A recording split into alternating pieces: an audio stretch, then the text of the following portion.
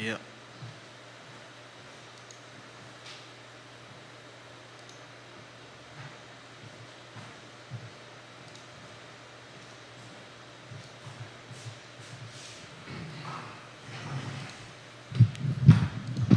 All right, guys, we're going to rock and roll here. Monday edition. I Love CFL Show. Judah Wickower. And yours truly, Jerry Miller. Students are gone, Judah. Yeah. Is this where Judah goes frolicking to the UVA corner with Liza, the Fluvanna SPCA rescue? I don't know. Well, I guess there's still the white spot. How many local places are left on the corner? Oh, that's how we're going to start the program. Just a question. Put that as the lower third somehow. Why don't we start the show with that? How many locally owned businesses are left on the corner?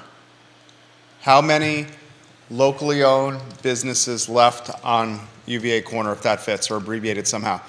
Rattle them off with us, viewers and listeners. Help us figure it out. White Spot's still locally owned. Interestingly, White Spot is now owned by a conglomerate of people, including Bert Razorblade Ellis owns a piece of the White Spot. Did you know Razorblade owned a piece of the White Spot? No, I didn't. Ralph Sampson also has a piece of the White Spot. Did you know Ralph Sampson does? I don't know. I don't know anybody who has a stake in the white spot. Well, you know who Ralph Sampson is, right? And are you streaming to the I Love CVille page? Because I'm not seeing it live on the I Love CVille Facebook, Judah. I'm seeing it on mine. Viewers and listeners, we're going to get rocking and rolling in T-minus 10 seconds here on the show. Give the show a like and a share anywhere you are watching. How many locally owned businesses can you name on the corner? We're going to start there. Just rattle them off. I want to talk about the impact of UVA graduation from an economy standpoint. Also need to check the group there, J-Dubs. It's not live on the group. I know. They're falling off. I check all the pages, frankly. I'm looking at them. Multiple viewers or listeners are saying what's going on here. Kevin Higgins, welcome to the program. Lonnie Murray, I'm going to get into that topic you sent me maybe later in the week. I need to spend some time, Lonnie, reading that article before we get into it, but I appreciate you sharing it with us. Kevin Higgins from Greenwood, a thriving suburb of Crozet, sent us a topic today that we're going to talk about. And the topic is, are today's children, today's teens, today's preteens more brazen with violence than ever? More willing to utilize violence than ever? We'll talk about that on the program. So are those pages locked and loaded there, J-Dubs? Folks are asking what's going on here. If you can offer everyone some guidance, that would be appreciated. They keep dropping off. So what's that mean? That means every time I get them started, they seem to drop Okay, so off. are we going to connect them here? I will keep connecting them. I can't guarantee they won't drop off. I may have to get on the chat. Well, that's unfortunate. Neil Williamson, hello, welcome to the show. All right, let's rock and roll when you're ready, and then connect the pages if you can. I'm seeing at least a dozen requests asking for those pages to be connected. Please, sir. Thank you kindly. We're ready when you are. 14 requests now. All right, that's not helping. I'm letting you know. Communicating. Quiet on the set. He's trying to connect them, guys. He's doing his best.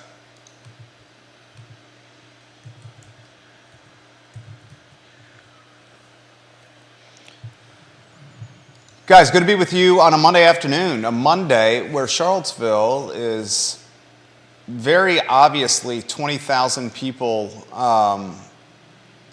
potentially less crowded. I drove our son to school, my wife and I. One of our cars is in the shop. Had a meeting with the teacher prior to school this morning. And then she dropped me off here on Market Street in downtown Charlottesville, and there were parking spaces galore. Welcome to the show, guys. It's the I Love CVille show. My name is Jerry Miller. The Monday edition of the show. We're live on every social media platform. Today's show is presented by the 231 Fest at Castle Hill in Keswick. It's June 10th. My family's going to be there. Food trucks, cider tastings, beer tastings, wine tastings, live music, and crafts and activities for kids. June 10th, Castle Hill. Be there or be Square. Thank you, J-Dubs. That's Judah Wickower's voice right there. Scott Aaronworth in Virginia Beach, welcome to the show. So we were talking, my wife and I, this particular weekend. And we noticed on Friday and Saturday how busy it was. Then on Monday, as she's dropping me off at work, again, we're a one-car family, one car is at the shop at Settle on Preston Avenue, we find parking everywhere. And you can clearly see that there's a little bit less buzz and activity and traffic around here. And it got Judah and I thinking, and here's what we were thinking about. How many locally owned businesses can you name on the UVA corner? I mean, just off the top of your head, and if you could give the viewers and listeners, J-Dubs on a two-shot, an update on where you are with connecting those pages, that would also be great. I mean, there's not much to tell, Jerry. I'm continuing to try to connect them. I reauthorized them. I seem to be still having the same problem. So where are we live on Facebook? Everywhere but those two. The two largest ones? Yeah. Okay. We'll try to connect them, guys. We're doing our best here. White Spot is one. First, let's go in front of the program, Andy McClure. He's got the Biltmore. He's got the Virginian. That's two locally owned businesses. We'll go up Elliewood Avenue, locally owned, still remaining on the corner. Take It Away Sandwich Shop, locally owned. Coupe de Ville's locally owned, although the primary owner is in the Shenandoah Valley. Up Elliewood Avenue. What else is on Elliewood Avenue there? Crozet Pizza, Buddhist Biker Bar, owned by friend of the program, Jordan Brunk. Also owns Dirty Nelly's, Jordan does. Coming up Elliewood Avenue, Ragged Mountain Running Shop, locally owned by the Lorenzonis. Ragged Mountain Running Shop. Bodo's Bagels on the corner, locally owned. I said the Virginian, already locally owned. Trinity, locally owned. Trinity, locally owned by the same guy who owns Coops. The same owners of Trinity own Boylan Heights. They're located primarily Shenandoah Valley, although some owners here in Charlottesville. What else is locally owned on the UVA corner, viewers and listeners, that you can think of? It's not many. Raising Cane's is about to open. That's a chain. The convenience store where 7 Day Junior used to be, or Lucky 7 used to be, I believe, is locally owned. But you're down to not that many. So I guess we asked this question, and the reason I'm talking about this on the program today is now that we are 20,000 less people, are you eager and excited to sprint as a local to the corner to entertain and spend some money, drink and eat, and have fun? Or are you less inclined now to go to the corner because there's not as much local allure in this shopping, dining district? I think it's probably a little bit of that. I mean, Boylan Heights still intrigues me. White Spot intrigues me. Andy's Places, the Biltmore, and the Virginian intrigue me. But outside of those four, what am I left with? Outside of those four, I don't really have any brand on the corner that was there when I was a student at the university. And as businesses on the corner close and new ones open, that emotional connection evaporates with this shopping district. Why does my dad always want to go to the UVA corner? Because 3 days ago I heard him tell a story. For 30 cents, he was able to get a Gus Burger, a fries, and a Coke when he was a student here at the University of Virginia from 1968 to 1972. So here my 73-year-old father, who is visiting my brother in California right now. Literally, my 73-year-old father and my 72-year-old mother drove from Hendersonville, North Carolina to Los Angeles, California, cross country in a Subaru to spend some time with my brother, his wife, and their 2 kids. As I'm keeping up with my parents on this trip because I'm worried about them, they're 73 and 72, they're driving cross country in a Subaru. As I'm talking to them, somehow my dad ends up waxing nostalgic about his time at the university from 68 to 72 when you were walking around grounds in a jacket and tie. He arrived at the university when it was all male and when you were required to go to class and walk around grounds in a jacket and tie. And in the process of reminiscing about his time at Charlottesville, 4 years, the best of his life, he talks about for 35 cents he could have a Gus Burger, fries, and a Coke. And that memory of walking into the White Spot with change jiggling in his khaki front pocket opening the door, the bell ringing, and bellying up to the counter of this greasy spoon. That memory, 4 years of doing this once a week at 35 cents a clip, is the reason when he comes to visit my wife and I and our two sons, his grandsons, 6-month-old and 5-year-old, he insists on going to the corner for what is now what? How much is a Gus Burger, French fries, and a Coke? 1970 it was 35 cents. What is it now? If you could give us the menu. Is it over 10 bucks? Let's see. I bet you a Gus Burger, a Coca-Cola, and a side of fries is over 10 bones. And in 1970 it was 35 cents. 53 years ago. Here's the point I'm making. As the corner businesses that are locally owned get priced out of Charlottesville due to escalating rents, labor shortages, expensive labor, volatile cost of goods, the fact that 3 people own the corner and essentially have a monopoly on rates, As these locally owned businesses get replaced with brands that are everywhere in America, Starbucks, Raising Cane's, Qdoba, immediately come to mind Chipotle, there's less emotional reason to go to this shopping district upon graduation, upon football game, upon reunions, upon Easters, upon fall break, whatever reason you visit here, whatever it is. And every time my dad does come back for that, what he thought was a 35-cent White's, how much is it now? Is it 10 bucks? It's over 10. $6.60 for a Gus Burger. For Are you on a 2-shot so folks can see you? That way that's not the voice of God? $6.60 for a burger. $4.40 for French fries. That's a lot for fries. And $2.20 for a can of soda. It's not fountain soda anymore? It says can on the menu? That's what it says on the menu. I'm sure they have fountain, but they So don't what have was the prices. roundabout total? Let's say 13. God, 53 years from 35 cents to $13. 53 years, you go from 35 cents to $13. And how about I put hotel rates in perspective for the viewers and listeners? Okay? How about this? This is from the Cavalier Daily.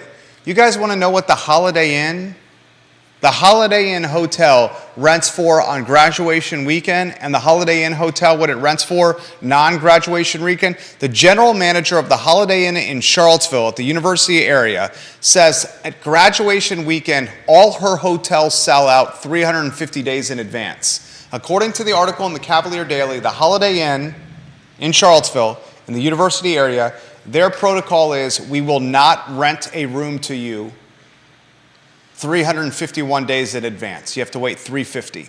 She said in this article, on the 350th day removed from graduation, 350 days before graduation, the phone and the rooms rented in a couple of hours.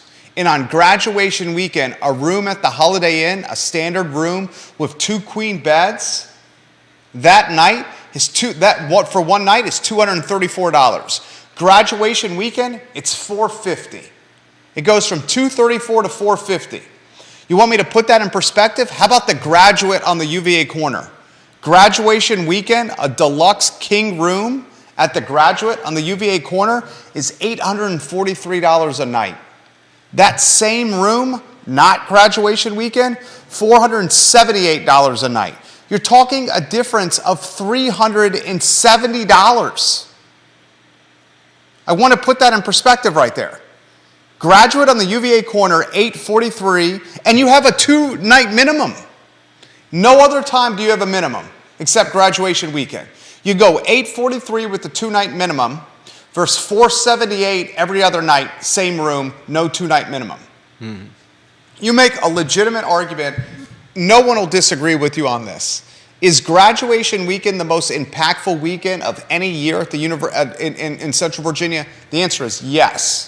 I'm going to try to quantify how impactful this weekend is. Is graduation weekend synonymous with 2 football weekends? Is it that kind of impact? Is graduation weekend synonymous with a men's basketball game on a Tuesday night and a men's basketball game on a Saturday? Probably a little less impactful than 2 football Saturdays, right? I mean, these hotel rooms, you talk about the Hyatt is 55% more expensive on graduation weekend than non-graduation weekends. And they're all requiring the 2-night minimums. Some of them are even requiring 3-night minimums. If you're required to do a 3-night minimum for graduation weekend, they're forcing you to stay in the market and spend money. That's not happening come football or basketball weekends, guys.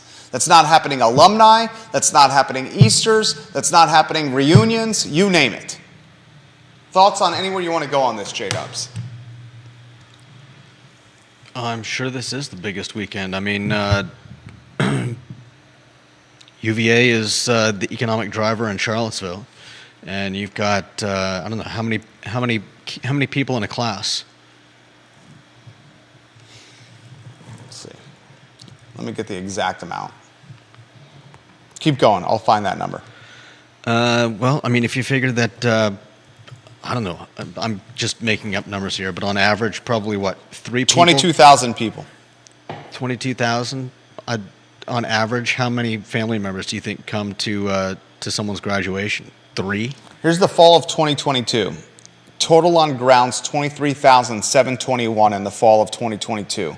You had essentially 17,000 undergraduates and 7,000 graduates. And I do want to make one correction because I'm getting buzzed on this. Some hotels in Central Virginia do have minimums for football weekends. Not all of them. Some, not all. Those minimums, night stays in the hotel, certainly are not 3, like many of the hotels around here. While some of them do have minimums, not all of them do. It's certainly not 3. You have roundabout number, 17,000 undergraduates last year, 7,000 graduates last year, for a total of, call it, 24,000 people on grounds. 24,000 people. I don't think the impact of summer break is as significant as it once was when I was in school. And what I mean by that, when I was in school, it was rare for people to stay in Charlottesville over the summer. I did every summer. It was a ghost town if you stayed here in the summer and you were in the bubble and you were a student. You had the bars to yourself. Legitimately, I would be going to the Biltmore or to Coops or to, then it was Orbitz as a summer after my first year, and I would be seeing the same 20 people in these particular bars all summer night, every summer night. Now, more people are staying in Charlottesville. I'm playing squash later in the week with a rising second year who got a job, an internship, a paid job at a solar company in town. And he said that it's more common for students to stay here in the summer. This particular young man in particular that I'm playing squash with is originally from San Diego. So it's so costly for him to fly to and from home in San Diego. He is choosing to stay in Charlottesville to work, as opposed to making multiple trips to and from Charlottesville to San Diego round trip because it's that expensive. And he says there's a lot of people that are out of state that are doing the same. Yeah. I don't want to make this blanket statement that it's the same impact it was 23 years ago where people legitimately left at summer break. More are staying here. But you can make a legitimate argument today that you may be somewhere between 15 or 16,000 less people in this town driving around this community, walking around this community, spending money in this community. Thoughts, J-Dubs? Yeah. I mean, I don't blame the guy for sticking around during vacations or whatever. I mean, that's what my friends and I did at USC. You were there for 1 year, right? Yeah, I was there for 1 year. Thanksgiving, me and a couple friends on the dorm level that I was on. I think one lived in Louisiana, the other one in South Carolina, and 4-day weekend is just it's cost prohibitive to take a flight cross country for a 4-day weekend. So we just We took Brent's car and drove up the coast to San Francisco, and just enjoyed our time on the West Coast.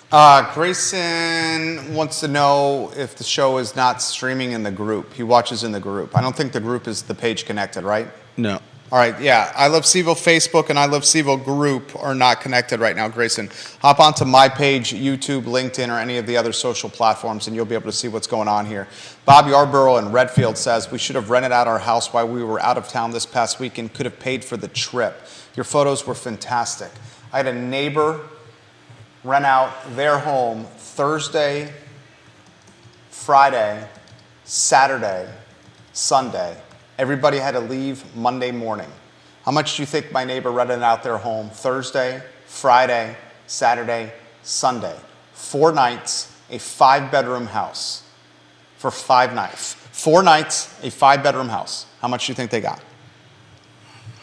$3,500. $5,000. Damn. $5,000. Graduation weekend, a neighbor, 5-bedroom home, Thursday night, Friday night, Saturday night, Sunday night, leave Monday, got $5,000. But if you think about it, let's just consider the entry point. Is the entry point from a hotel standpoint the Holiday Inn? Let's just say for the sake of conversation, the Holiday Inn is the entry point. The Cavalier Daily article showcases the price point for the Holiday Inn. The Holiday Inn I just told you is, I'm looking at it right here, $428 at the Holiday Inn per night for 2 queen beds. 2 queen beds. If you're coming for graduation weekend, don't worry about connecting those other pages. It's too late now. We can just ignore the chat with the customer service. I mean, we're already 22 minutes in. They'll just watch on these other pages. The Holiday Inn is $428 a night, and you get 2 queen beds. If you go to graduation to watch little Johnny or little Susie graduate, walk the lawn, you may have grandma or grandpa come. I don't think you want to share a bed with grandma or grandpa and the 2 queen beds at the Holiday Inn for $428 a night. $428 for Thursday, plus $428 for Friday, plus $428 for Saturday, plus $428 for Sunday. If you just stay at the Holiday Inn, that's $1,700, then you get all the taxes and surcharges. And you're sharing a bed with grandpa, 2 queen beds. Or the person dropped 5 G's for the 5 bedrooms and 5 baths, each of them having their own bathroom, the bedrooms. It's a no-brainer. It's a no-brainer. John Blair says Roots is locally owned. That's another one on the corner we should consider. And John Blair said the graduation weekend pricing has literally led to Stanton's occupancy rate rising on graduation weekend. There are families who cannot afford Charlottesville hotel prices, and they're staying in Stanton. Charlottesville's unaffordability is tailwinds and incredible momentum for every county in Central Virginia or the Shenandoah Valley except for Albemarle. Yeah. Can't buy a house in Albemarle or Charlottesville? All the other counties say we're more affordable. Can't rent a hotel in Albemarle or Charlottesville? All the other counties say we're more affordable. Can't get a steak dinner in Albemarle or Charlottesville? All the other counties say we're more affordable. Can't buy a car in Albemarle or Charlottesville? All the other counties in the Shenandoah Valley say we're more affordable. Everything. All the affordability issues in Albemarle and Charlottesville are tailwinds for the Shenandoah Valley and all the other adjacent counties in this area. James Watson, the king of orbit, leaves this comment. Imagine if UVA football could produce 2 back-to-back 8-4 seasons. Considering we've primarily underachieved since George Welsh, I can only imagine what impact a consistently good football team would have on tourist spending. Well said, James Watson. Well said, JW. Well said. If the football team does well, every hotel room in this area requires a 2-night minimum, as opposed to a few of the hotels in this area requiring a 2-night minimum. And I'm going to say it once and I'll say it again. Tony Elliott's in a tough little spot this year. If Tony Elliott, the head football coach at UVA, does not have a good 2023, year number 3 on the job, next year, 2024, his buns are really going to be toasty on that seat. No doubt. And he doesn't have a lot of talent returning. He does not have a lot of talent returning. $5K for a 5-bedroom in our neighborhood, I thought it was a good deal too, Vanessa Parkhill. And it didn't stay long. In fact, it sounds like from our neighbors that they didn't have any difficulty renting it. Kevin Higgins, we'll get to your comment here in moments. Let's go to Twitter. I'll go to Spotify, I'll go to YouTube, LinkedIn, and then I'll go to the Fountain app here in moments. Dylan's Rule, hello and welcome to the show. Deep Throat, you should buy High Voice, whatever computer he needs to create those visualizations that you've been sending us. Deep Throat, I sincerely mean this. Okay, for those that don't know what's going on here, we have a very valuable viewer and listener named Deep Throat who is sending us DMs on Twitter, smart guy. His oldest son's in 5th grade at a school locally, and he taught himself how to do these visualizations, how to change. How do you characterize what he's doing? He's changing the streetscape based on the upzoning potential of that street. It's pretty much what he's doing. Yeah. This is what could happen on this street. Deep Throat is deciding whether to buy his son a super deluxe computer so he can really go down the visualization route. Don't you think he should buy him that super deluxe Mac? Deep Throat? For his oldest son? I think he should. Sure. Because they've been damn good, haven't they? Without more information, sure. He says this, Airbnb graduation thing is crazy. He said he had an Airbnb in Austin briefly. For graduation weekend, a 3-bedroom house was $5,000. But Nice. South by Southwest, the festival, he got 15G for the Airbnb. 15, you're talking about 15K, the Airbnb rate. The 5K for a 5,000 square foot, 5-bedroom, 5-bathroom house with 3 levels, including half a kitchen in the basement on nearly an acre of land in Keswick, that's a phenomenal deal for graduation weekend. Yeah, no Because doubt. what they probably did, this family, is they probably passed the pot and had 8 or 9 people staying here. It's like the same thing when you go to Outer Banks for a week with your family. A lot of people are like, oh my God, it's $7,000 or $8,000. Well, if you go with 3 or 4 different sets of families all in the same Miller family tree, it's really not that expensive. yeah. Because your entertainment is the beach. You walk out of the house and do your entertainment. It's not like you're going to the putt-putt. Sometimes you do, but your entertainment is your backyard. Yeah. Anything else you want to add on UVA? Graduation weekend? No. And James Watson, I do imagine that.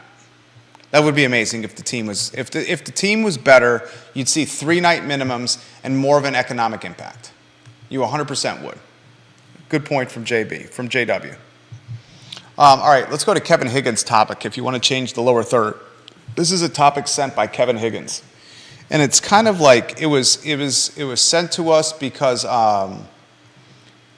if you've been in Albemarle County or Charlottesville City, have you been following obviously you've been following the violence, the gun violence. You've been following the fighting, all the stuff that's been going on. The thing that's concerned Kevin Higgins, that's concerned my wife, that's concerned Jude and I, that's concerned me, a lot of the stuff that's happening, like the hijacking of the Uber driver. A couple weeks ago, there was an Uber driver that got hijacked in the news. I think it was in Crozet. The people that did the hijacking were teenagers.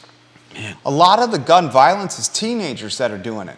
Albemarle County Police just sent out a press release, right? And this press release was sent out, let's see here, about an hour ago, okay? And it says this, on Tuesday, April 4th, at around 3:10 in the afternoon, the police department in Albemarle County responded to the 4,000th block of Cypress Point Drive for a stolen vehicle and an abduction. Not just a stolen vehicle, but an abduction. Abducted were kids, man. A 4-year-old and a 2-month-old. This 4-year-old and this 2-month-old were in a 2011 silver Kia Sorento. Someone got in this Kia Sorento. First off, parents, never leave your kids in the car. Never leave your children in the car unsupervised. Never leave them in the car. Never say, I'm just going to run into the gas station to pay for gas. I'm just going to run into the gas station to go to the bathroom. Never say, oh, the key's not in the ignition, the car's off, the kid's in the car seat. Never leave your kids in the car unsupervised. This is what happened. 2011 Kia Sorento gets stolen. As they're stealing the car, a 4-year-old and a 2-month-old in the back seat. Guy steals the car, freaks the hell out. 17-year-old. Kicks, well, I hope he didn't kick the 4-year-old and 2-month-old out of the seat. Hopefully he took him out of, when you're 4 and you're 2-month-old, you're in a car seat. Yeah. So that means the 17-year-old stole the car, said, oh shit, there's a 4-year-old and a 2-month-old behind us, pulled the car over, got out of the driver's seat, unbuckled the harnesses in the car seat, Yeah. unbuckled the harnesses to get a 4-year-old out of the car seat, unbuckled the harness to get a 2-month-old out of the car seat. I got a 6-month-old. A 2-month-old, you have to be extremely delicate with getting a kid in a car seat at 2 months old. My kid is 6 months old, and the durability, the toughness of a 2-month-old versus a 6-month-old is significantly different. You're way more durable at 6 months versus 2 months. Even at 6 months, I'm extremely careful with putting our youngest boy in the car seat.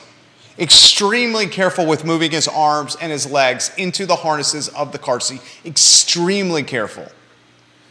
Was the 17-year-old careful?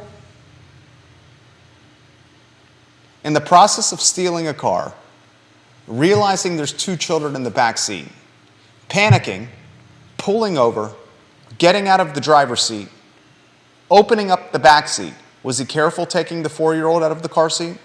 Was he careful taking the 2-month-old?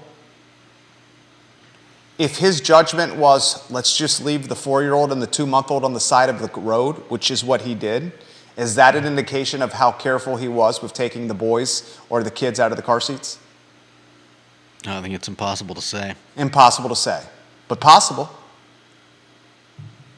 This 17-year-old is now facing endangering the life of a child, 2 counts, felony destruction of a property, and motor vehicle theft, 6 counts. Currently being held at the Blue Ridge Juvenile Detention Center.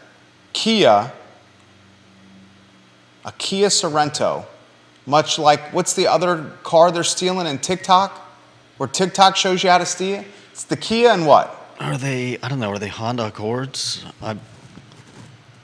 What's the other one? I can't believe I'm drawing a blank on this. Hyundai. It's the Kia and the Hyundai. They have some kind of mechanism that's missing. So all you need is a USB cord and a screwdriver. A USB cord, look it up. The TikTok car theft challenge. You know how much the TikTok car theft challenge is costing some of these manufacturers? Do you have any idea? 200 million, apparently. The TikTok car theft challenge I read over the weekend, it's cost Hyundai over $200 million. Yeah. In recalls. And people say this, Jerry. People say this, Judah. People say this. Oh, we shouldn't ban TikTok from America. We should allow people to get on every app they want. We should allow freedom of press and freedom of speech, and banning apps like TikTok, which are owned by ByteDance and influenced by the Chinese government, that's anti-American. It's up to Americans to decipher what kind of content is good and what kind of content is bad and what kind of content leads to corruption and what kind of content leads to purity. You know what I say to that? You're out of your bleeping mind. I say absolute bullcrap. We take teenagers, we take preteens, impressionable preteens and teenagers, and we give them the how-to guide playbook of how to steal a car, and we force it into an app that is on their phone constantly that they are seduced by. And we have an algorithm and a news feed that's manipulated where this how-to guide of committing theft and larceny is forced into your news feed for you to see it. Forced for you to see it. Brainwashing you. And we're surprised that preteens and teens are stealing and doing fighting and violencing and gunning and killing more than ever. We are being corrupted. Our impressionable next generation is being influenced, manipulated, corrupted, eroded, told what to say, told what to think by these things, screens. And if anyone thinks that TikTok is okay and that the Chinese government is not influencing the next generation of Americans, our youth, through this app, then you are living in a world that is not reality. You disagree? You disagree? If it wasn't TikTok, they'd be finding videos like this on some other platform. I don't know that I place all of the blame for this on TikTok's doorstep. How about this comment by Sarah Hill Buczynski? Sarah Hill Buczynski, I agree with you 99.9999999% of the time, and this is another one of those times. She says TikTok is fifth generation warfare by the Chinese government, and this is not a conspiracy theory. That's what I think. I swear, and people could call me crazy, they could call me a wackadoo, you can make fun of me, you can say whatever you want. TikTok is influencing preteens and teenagers, influencing how they think and how they go about the world. The Chinese government, how they're trying to go about ruling the world, society, however you want to call it. It's not with guns and white powder that comes in the mail that scares the bejeebus out of you when you open the envelope. It's manipulating children. It's controlling impressionable minds. And if you can control children and impressionable minds and manipulate them, and what's the number one way you can do that with children? Apps and phones. If you can do that, then you can control a country. You can influence a country. That's why she says it's fifth generation warfare. Do you know what she means by fifth generation warfare? I don't know. I don't fully understand what she means by fifth generation. Advanced technology.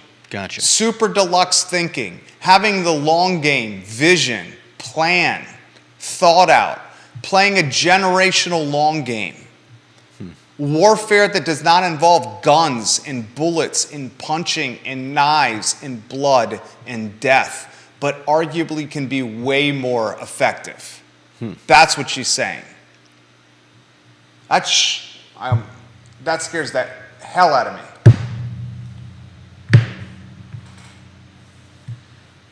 And she's exactly right. The TikTok in China shows educational videos. The TikTok in America shows how to hotwire a car, how to hotwire a Kia or a Hyundai. Montana, the first state to ban TikTok.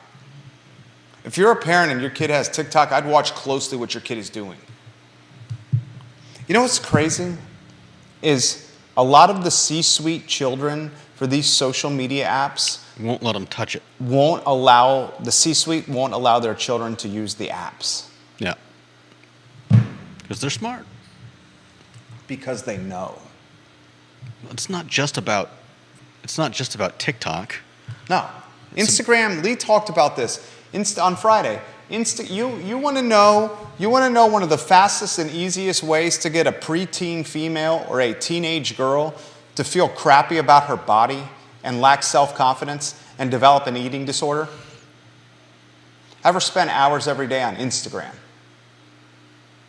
Yeah. Spend hours every day on Instagram thinking that the girls that you see in your newsfeed are actually what they look like in real life when they wake up in the morning, and that's Right. going to give any teenage girl, any preteen girl anxiety. Yeah. You look at a news feed on Instagram and you're like, holy crap, these are the most beautiful people in the world. They have no fat on their body. They're completely perfect. They have beautiful blonde hair. They have everything America would quantify as beautiful. And then you look at this, and then you consider yourself in the mirror, then you look at this, then you consider yourself in the mirror, and if you do this for hours every single day, eventually it's going to impact your self-esteem. Yeah. Right? Definitely. And that's exactly what's happening. That's exactly what's happening. And we're capitalizing on it. I'm not necessarily proud of that.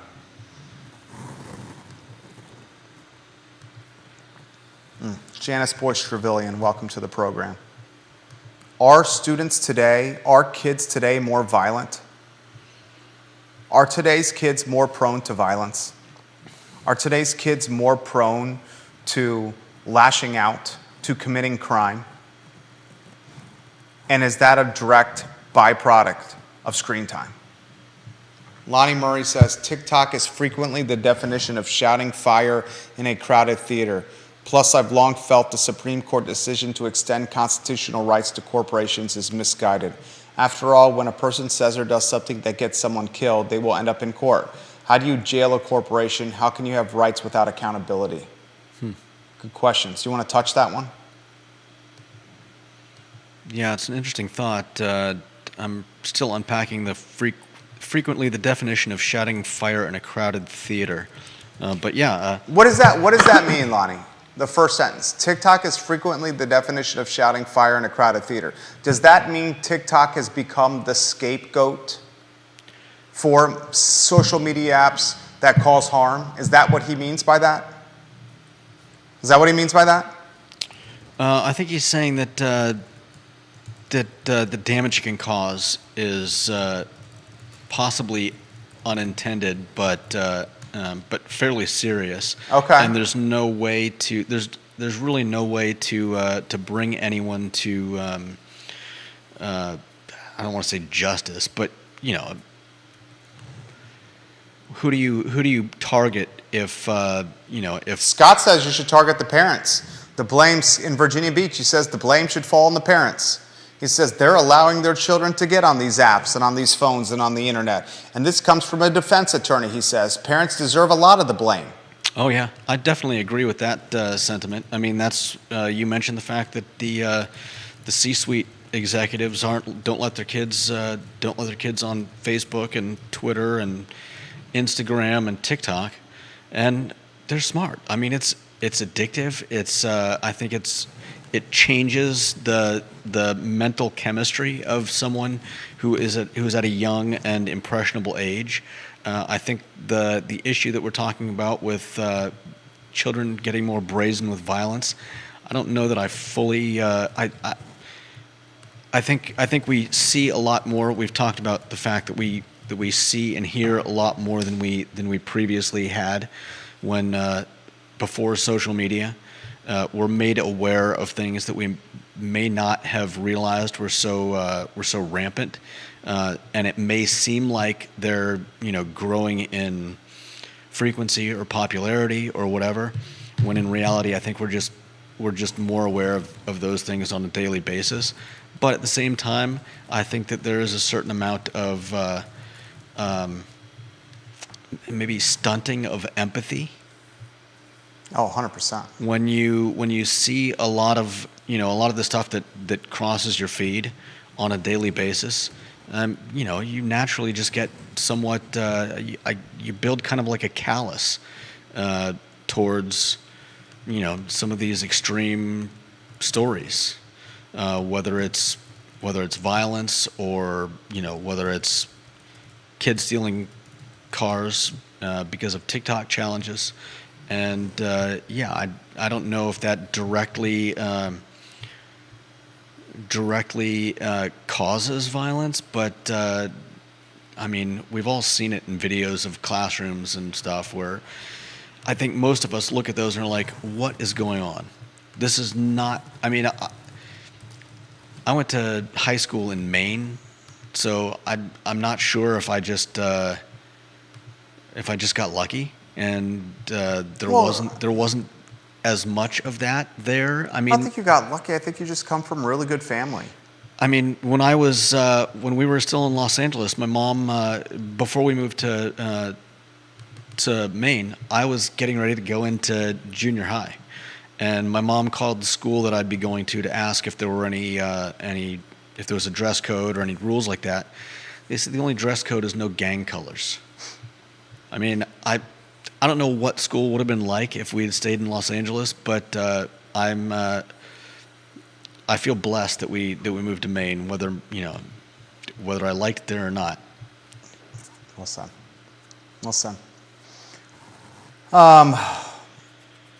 Sarah Hill-Buchensky, I completely agree with what you said. She's like, the Chinese government has told us they will try to take down the United States without firing a weapon. We literally have been threatened by the Chinese government. And their threat was, we will take your country down without firing a weapon. The Chinese government has influence over the most popular American app with teenagers. If we cannot connect the dots, we are our own worst enemy. We can't get out of our own way. I mean, that's definitely true. I mean, if you're not watching what your kids are watching, we deserve it then.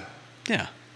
If you're not, if we're being warned by the Chinese government, we're going to try to take you down without using weapons or war or firing a gun. We know the Chinese government has influence over this app. We know our kids love this app. We let our kids use the app. American businesses even buy ad space on the app. We're our own worst enemy. Yeah. Our own worst enemy. But it goes a lot deeper than just apps. Oh, 100%. The app's just a microcosm. Yeah. The app is one example of more than we can count. More than we can count. All right, you were fantastic today. I sincerely mean that. Lonnie, I'll read that link that you sent us today, tomorrow, and work it into the show this week, I promise. Viewers and listeners, if you have any topics you'd like for us to consider, send us a direct message. We love crowdsourced content. We're open-minded to your ideas. Open-minded to your ideas. Scott says that Mincer's is also locally owned, and the dumpling shop is locally owned. I don't know what the tuition my father paid in 1968, Vanessa, but I do know that my dad in 1968, my grandfather, who has passed away, his name was Jules. Jules dropped my dad off as a first year at UVA, and then every time my dad went back home to Hampton, Virginia, he hitchhiked from Charlottesville. My grandfather dropped my father off as a first year at the University of Virginia, and then when my dad went back to Hampton High School, he was a Hampton High School alum. He was a Hampton Crabber, my father. Every time from Charlottesville back to Hampton, he would hitchhike home. How many parents today would allow their kids to hitchhike from Charlottesville to Hampton? Probably none, right? This is another interesting thing Not that came these up. days. You know, I've had one You cabin. said 68? Yes, 1968. He hitchhiked from Charlottesville to Hampton in 1968. So in-state? In-state, yeah, Hampton to Charlottesville. Looks like tuition. Oh, you're looking for tuition in 68? Undergraduate tuition 68 was $452. Jeez Louise. What's undergraduate tuition now in 2023? Do them side by side so we can reference them. Open a new browser tab if you could. This only has up to 19 and 20. 2019 to 2020, which was 14,100. So what's the, what is it, 1968? 450. $450 total? That's amazing. Yeah. I have 2023 for College of Art and Sciences at UVA in-state. $15,446. Yeah, 2019 to 2020, it was roughly 14,100. So it's gone from, call it $500 to $15,500. There are a lot more mandatory fees, though, as well, that go with the tuition. This is why when Dave Ramsey which were not says there for earlier years. When Dave Ramsey says the latte factor, take out a latte, stop spending $6 a day, and you'll become a millionaire. The Dave Ramsey latte factor. Don't go to Starbucks and get a venti chocolate mocha latte grande on ice. Take that $6.15 and put it in the market, and you'll be a millionaire. Well, Dave, when you went to college, the tuition in 1968 was $458. Now, in 2023, the tuition is $15,446. The latte factor is not going to make you a millionaire. Plus, I'd bet there are about $2,000 or $3,000 in fees on top of that tuition. Oh. Before you even get to like room and board. Room and board. Before room and board. Yeah. And then we already have highlighted that a White Spot Gus Burger fries and a Coca-Cola in 1968 was 35 cents. And in 2023, it's $13 and change. Yeah. No $6 latte is going to help you there. Mm-hmm. You think about maybe not going to college. Maybe you go to community college for 2 years and live with your parents and save the money on room and board and tuition. Get above a 3.0, and then third year, you get immediate entry into UVA. Yeah. Or maybe you become a plumber or an electrician. Or maybe you become an entrepreneur where, hey, guess what? I've been an entrepreneur for 15 years. You know how many times people have asked where I went to college? Nope. None. Not once. I went to UVA. You know how many times people have asked me, where'd you go to college? For professional reasons? Not once. Not a single damn time. Not a single damn time. Mm-hmm. Not a single time. Has anybody asked since I've launched this company 15 years ago, May 29th? In 7 days, I'm self-employed for 15 years. Not a single time in those 15 years has anyone cared or asked or wanted to see the paper. Right. Lonnie says, or get your latte at higher grounds and keep the money in the community for way less. There you go. Thank you, Lonnie. I love you, Lonnie. Vanessa says, it would appear that more kids today do not respect their elders, have difficulty finding nonviolent means of conflict resolution, and do not value human life. How did we get here? For example, my mom was recently in a doctor's office waiting room. Also waiting was a younger woman with a young boy, 5 years old. The kid was literally walking around on the furniture. When one of the staff members reprimanded the boy, the woman responsible for the boy never looked up from her phone, but instead commented that it was good that the staff member said something because the boy listens better to other folks than her. I wonder why. It's not something you really should be admitting to people. Crazy times. It's not easy being a parent. Hardest thing I've ever done. My wife would say the same thing, is being a parent. Hardest thing, and it's not even close, is being a parent. So effing hard. Being a parent is so hard. It's so hard. That's the show. All right. Anything else you got? No, not right now. All right, I'm out of here. Judah Wickower crushed it. He's the man. My name is Jerry Miller. It's the I Love CVille show where we talk about local stuff. We encourage you to send us content. If you want us to talk about something local, we love that. Send it to us. DM Judah, DM me, hit us up on Twitter. Shape the show. We just want to be the water cooler, man. That's all we want to do is be the water cooler. We don't care where the show is up. This is from Deep Throat.